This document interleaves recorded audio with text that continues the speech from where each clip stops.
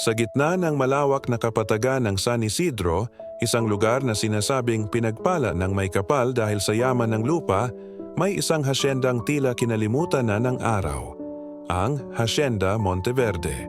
Dito, ang bawat tadyang ng lupa ay may itinatagong lihim, isang kwentong ayaw ng hukay ng kasalukuyan. Kapag gabi at humahampas ang malamig na hangin sa mga puno ng niyog, sinasabi ng matatanda na hindi iyon ordinaryong amihan. Iyon daw ay mga bulong, mga buntong hininga ng mga kaluluwang hindi matahimik. Mga bulong ng mga magsasakang inalipin, pinagsamantalahan at ninakawan hindi lang ng ani, kundi ng mismong buhay. Ang kanilang mga multo, ayon sa alamat, ay bumabalik, hindi para manakot, kundi para maningil.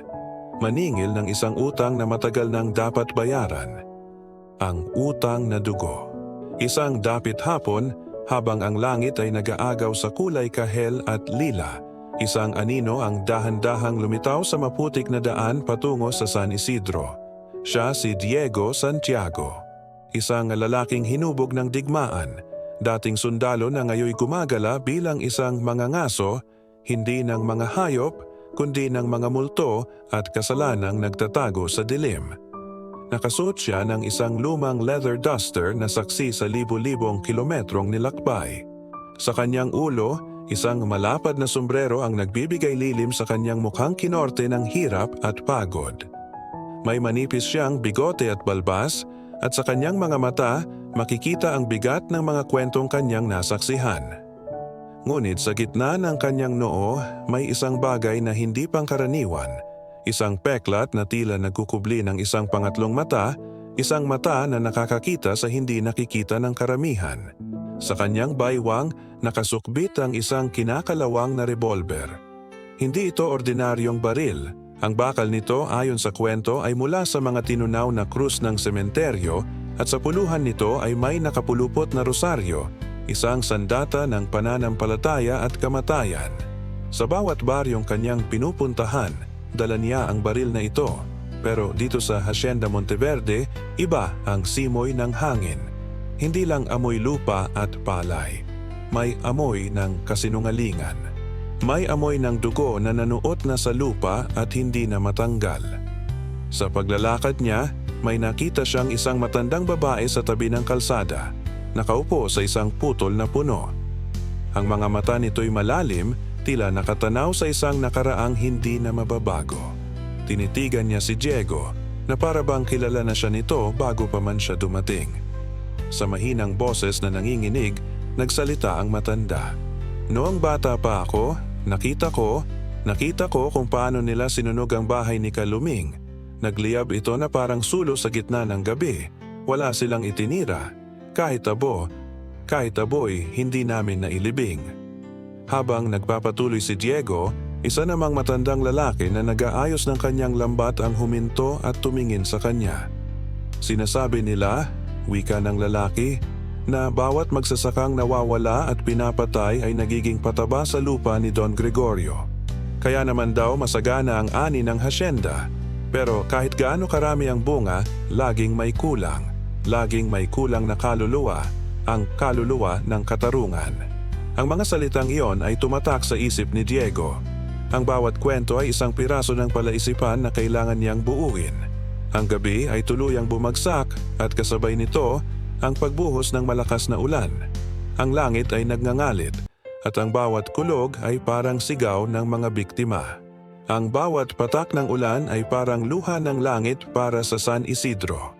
Sa gitna ng unos, tinahak ni Diego ang daan patungo sa puso ng kadiliman, ang mansyon ng Hacienda Monteverde. Pinasok niya ang bakal na tarangkahan na kinakalawang na rin sa paglipas ng panahon. Sa loob, ang bawat pader ng mansyon ay puno ng mga nakasulat na pangalan, isinulat gamit ang uling, o marahil dugo. Mga pangalan ng mga nawawala, mga pangalang kinalimutan na ng batas, ngunit hindi ng mga pader na ito. Sa bawat silid na kanyang pinasok, may mga mantsa ng dugo sa sahig na gawa sa kahoy. Mga mantsang tila sariwa pa rin, parang hindi natutuyo, parang patuloy na dumadaloy. Isang paalala na ang karahasan ay hindi basta-basta nabubura.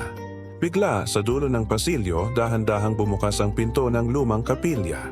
Isang malamig na hangin ang sumalubong kay Diego, kasama ang amoy ng kandila at alak. At sa gitna ng kapilya, sa harap ng altar, nakatayo si Don Gregorio Monteverde. Lasing sa kapangyarihan, may hawak na kupita ng alak at may ngisi sa kanyang mga labi. "Sino ka para pumasok sa aking pamamahay?" tanong ni Don Gregorio. Ang boses niya'y mayabang at walang takot. "Ang mga multo ba ang nagdala sa iyo rito? Mga multo ng mga walang kwentang magsasaka?" Sumagot si Diego, ang boses niya'y kalmado ngunit matatag na parang tunog ng bakal sa bakal. "Nandito ako para sa kanila, para sa mga kaluluwang hindi mo pinatahimik." Tumawa si Don Gregorio, isang tawang umalingaw-ngaw sa buong kapilya. Walang kasalanan ang may-ari ng lupa kung ang lupa mismo ang lumulunok sa mga walang halaga. "Baka nakalimutan mo, Don Gregorio," sagot ni Diego habang dahan-dahan niyang itinaas ang kanyang revolver. "Ang lupa'y hindi mo pag-aari. Ito'y naging libingan ng iyong mga biktima." Itinutok ni Diego ang baril. Sa isang iglap, isang malakas na putok ang bumasag sa katahimikan ng gabi, mas malakas pa sa kulog sa labas. Sa pagputok, tila luminaw ang dilim.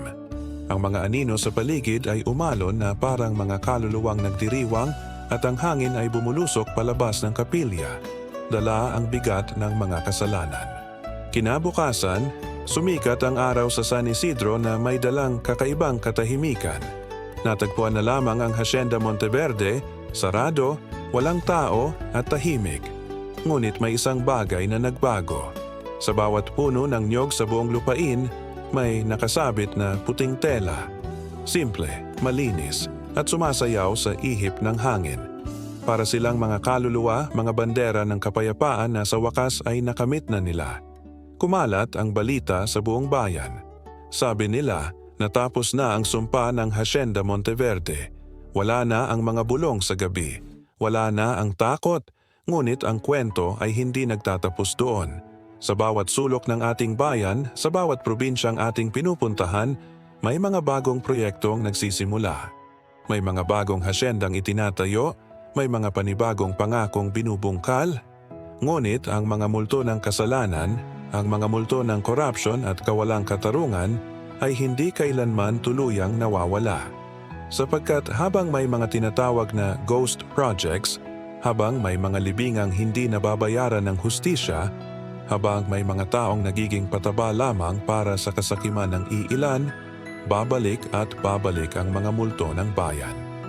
Sila ang mga multong hindi mo makikita, pero mararamdaman mo ang kanilang bigat. At minsan, dala nila ang baril ng mga patay. Maraming salamat sa panonood. Kung nagustuhan nyo ang kwentong ito, huwag kalimutang mag-like, mag-share, at mag-subscribe para sa mas marami pang mga alamat at kababalaghan. Hanggang sa muli.